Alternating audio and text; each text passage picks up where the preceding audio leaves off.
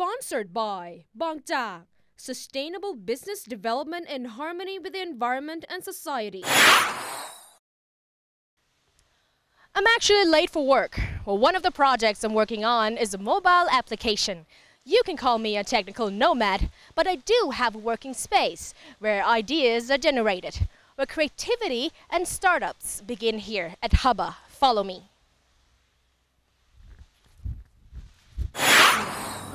Could you give us a brief introduction of your history and the core business of Hubba? Okay, so my background is actually used to run a social enterprise incubator, trying to help people start social businesses prior to starting Hubba. Some of my other co-founders have been serial entrepreneurs, such as my brother Charles. He's actually started, this would be his fourth business, as well as Ming, another partner, who started, this is his third business. So all of us were very passionate about entrepreneurship, and basically what we found out is that in the life or the experience of a Thai entrepreneur, they will have to go through a lot of hurdles, a lot of challenges, and especially those in terms of starting up, which is mostly the most crucial part of the journey. Whether they will succeed or fail is how well they start and get on a good footing.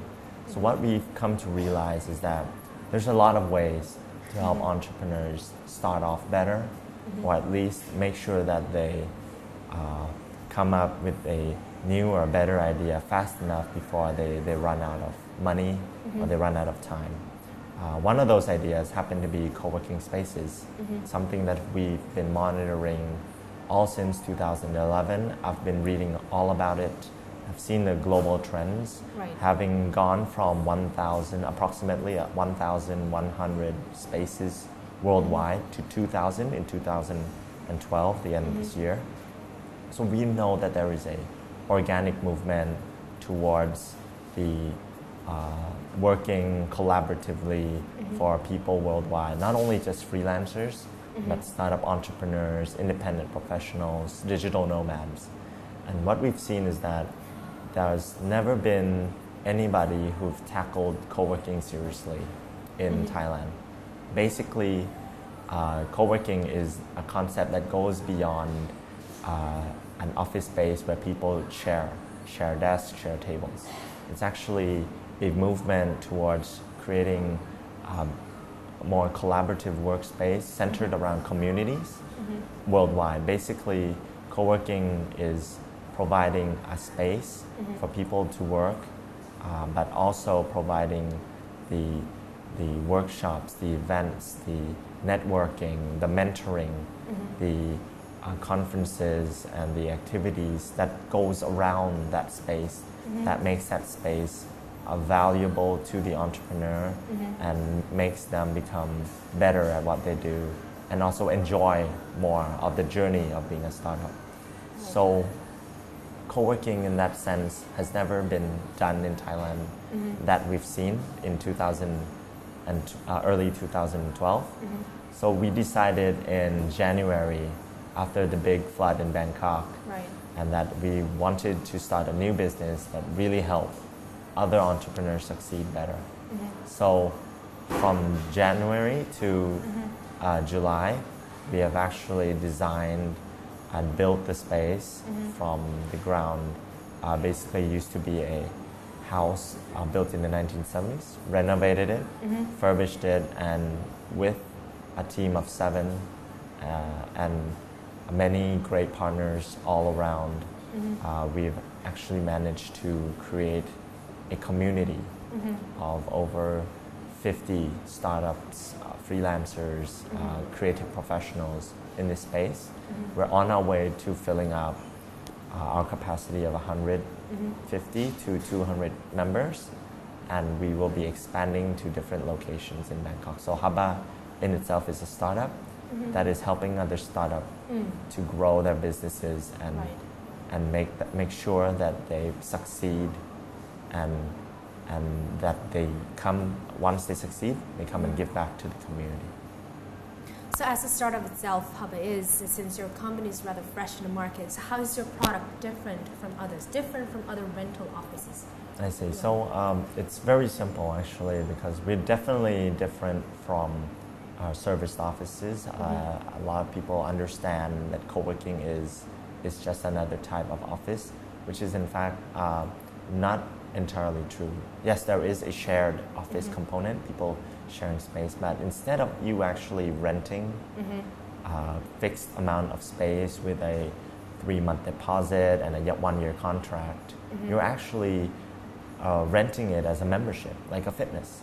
You know? So the model is actually to allow you to save more cost by sharing everything with everyone, and at the same time, you don't actually have to pay for some services that you might not actually use. So it feels like it's an AirAsia or a low-cost airline of offices where you only pay for what you need, which is great for a lot of entrepreneurs who have, you know, a small or a budget that needs to be maximized for value for money, and that is where co-working comes in. So the difference from us between other co-working space competitors is that really the competition is not with other co-working spaces. It is in fact with the homes of the entrepreneurs and cafes, because most people that come to co-working actually come from those two areas. They come from their homes, mainly because after working at their homes for a certain amount of time, there's a lot of loneliness and boredom, and really the house is not designed to accommodate large teams, accommodate meetings with potential There's partners. limitation. Definitely. Partners, vendors, investors.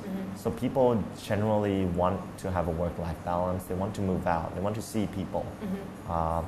They want to be in the action, be where there's a lot of movement and not be bored. So most people gravitate or move on to coffee shops, and definitely coffee shops serve an important purpose in terms of meeting people. You're able to network over coffee and actually see a lot of movement that goes on and not be bored. But really there is a limitation, because co-working aims to solve some of the limitations of cafes. Basically, cafes are not designed to be an office. You're not able to actually leave your stuff on the table. You're not able to have consistent high-speed internet. You're not able to sit at the same place for long and not feel that you need to use the bathroom or there's a back date. You're not able to sit there and have the peace of mind that the place will be quiet all the time, that you can have a proper meeting with an investor and now nobody will come in and make a big noise. What about your marketing strategy? How do you target your customers? How do you stay competitive? Well, we're very active on both fronts, because for one thing is that we really need to get people to understand co-working, give it a shot, give it a try. Once they experience it for a certain amount of time and feel that they get something from co-working, that they want to decide to stay for the long term. So we're always active, especially on social media and online. We have an incredible website done by one of our members. We have an incredible social media presence, which is done in-house. Basically, Facebook and yes, Twitter? Yes, Facebook and Twitter, a bit on Pinterest. Definitely, the reason for this is because most of our members, people who come and use co-working, happens to be independent professionals, freelancers, and startups who can work using only their computer and a really fast internet connection. So a lot of people are always online, and they're always on the lookout for new and innovative ways to work, to network, or to build their businesses. So they're always on Facebook, and we've been very successful reaching out to them on there. And we're always have a great presence on our website and on Google. A lot of people, when they come to Bangkok, entrepreneurs, nomads who are looking to stay here for a week and get some work done, they search us on Google and they find us there. And they really come straight away from the airport, because they really want to be where all the other entrepreneurs are. See, so how many memberships so far? Right now we had as much as over 100 members registered in the past. About 50 of them are active at the moment. By the near future, I think early in 2013, we are trying to ramp up to 150. Once we reach capacity at 150 to 200 members, depending on how the traffic pattern becomes in the future, we're definitely doing a second space or a third space. Right now, we already have a partnership with a co-working space operator in Chiang Mai. And we're going to link up and create a network of co-working spaces. So they're going to build their space by 2013 in the March, first quarter. Their space is called Pan Space, and I'm looking forward to helping with them on that. And we also have another operator looking to do another designer and creative centric space in Bangkok. So that's going to be sometime next year. So a lot of excitement there as well.